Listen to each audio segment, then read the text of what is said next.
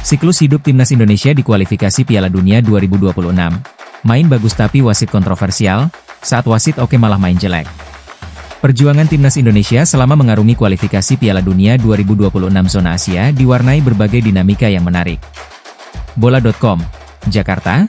Perjuangan Timnas Indonesia selama mengarungi kualifikasi Piala Dunia 2026 zona Asia diwarnai berbagai dinamika yang menarik. Hasil yang diraih skuad Garuda tak hanya disebabkan faktor performa, tetapi juga kepemimpinan wasit. Yang terbaru, kekalahan Timnas Indonesia saat menghadapi Irak pada putaran keempat kualifikasi Piala Dunia 2026 zona Asia juga tak luput dari sorotan. Bahkan, Jai Itzes yang menjadi kapten juga mengeluhkan kepemimpinan wasit asal Cina, M. Aning. Sorotan kinerja wasit memang sudah beberapa kali menjadi isu yang mengiringi performa skuad Garuda selama babak ini. Bahkan, wasit juga pernah merampok kemenangan Timnas Indonesia pada putaran ketiga lalu. Menariknya, ada siklus mencolok yang dialami oleh Timnas Indonesia soal kepemimpinan wasit. Skuad Garuda harus menanggung kerugian akibat keputusan pengadil saat bermain baik. Berikut Bola.com menyajikan ulasannya. Bermain baik, wasitnya kontroversial. Salah satu siklus yang dialami Timnas Indonesia ialah mendapatkan kerugian dari kepemimpinan wasit yang kontroversial di saat skuad Merah Putih bisa menampilkan performa yang cukup mengesankan di lapangan. Duel melawan Irak pada putaran keempat ini menjadi salah satu buktinya. Kapten Timnas Indonesia, Jai Itzes, secara khusus memberikan sorotan terhadap kinerja wasit, M. Aning, yang sering merugikan skuad Garuda. Namun ketika saya melihat di akhir pertandingan, saya ingin menjabat tangan wasit dan mereka menolak.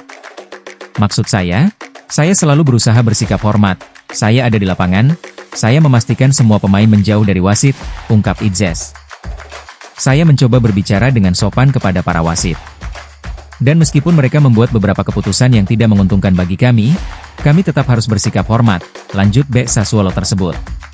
Setidaknya, ada beberapa peristiwa yang membuat kinerja M. Aning mendapatkan kritik. Yang pertama ialah ketika Ola Romeni dilanggar bek Irak, Zaid Tahsen, yang menjadi pemain terakhir di pertahanan Irak. Namun, M. Aning tak memberikan kartu merah kepada Tahsen, melainkan hanya kartu. Lalu, ada juga aksi Tahsen yang menyikut Kevin Dix saat menyundul bola. M. Aning hanya memberinya kartu kuning tanpa meninjau VAR yang berpotensi memberikan kartu merah langsung. Kinerja semacam ini sebetulnya sangat disayangkan mengingat performa Timnas Indonesia mengalami peningkatan setelah tumbang dari Arab Saudi. Luka di kandang Bahrain. Sebetulnya, ada pula insiden serupa yang dialami skuad Garuda pada putaran ketiga lalu. Timnas Indonesia, yang saat itu diasuh oleh Shin Tae-yong, sempat tampil impresif ketika bertandang ke markas Bahrain. Skuad Garuda bahkan bisa sampai unggul 2-1 lewat gol Ragnar Oratmangoen, 76, dan Rafael Struijk, 74. Akan tetapi, keputusan wasit asal Oman, Ahmed Alkaf, sangat merugikan skuad Garuda. Dia membiarkan laga berlanjut sampai menit ke-99. Padahal, babak tambahan waktu hanya berlangsung 6 menit saja.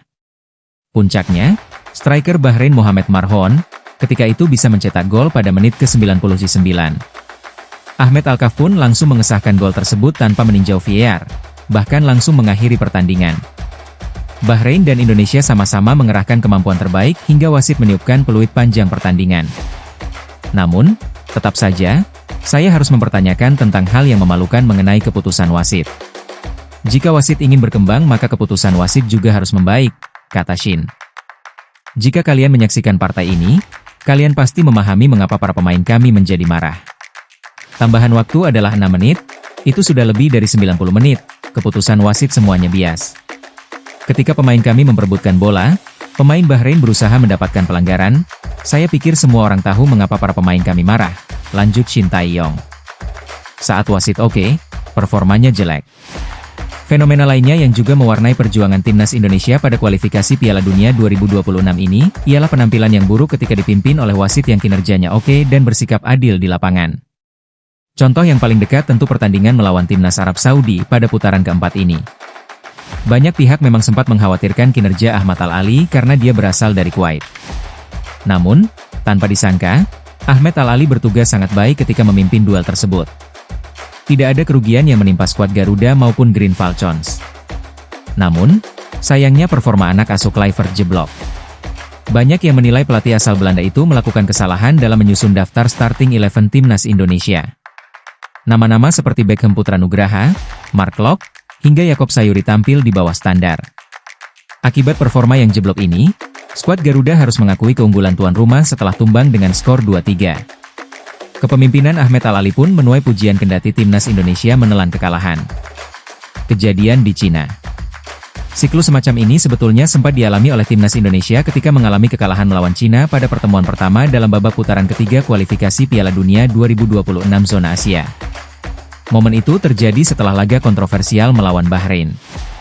Saat bermain di kandang tim Dragon, performa skuad Merah Putih malah jauh di bawah standar. Performa wasit Omar Mohamed Al-Ali sebetulnya juga baik-baik saja. Namun, keputusan Shin Tae-yong merombak daftar 11 pemain pertama itulah yang disebut menjadi penyebabnya. Sebab, ketika itu, dia mencopot sejumlah pemain penting skuad Garuda, termasuk Tom Haye dari daftar starter. Ada pula nama-nama seperti Rizky Ridho hingga Sandy Walsh yang hilang dari starter.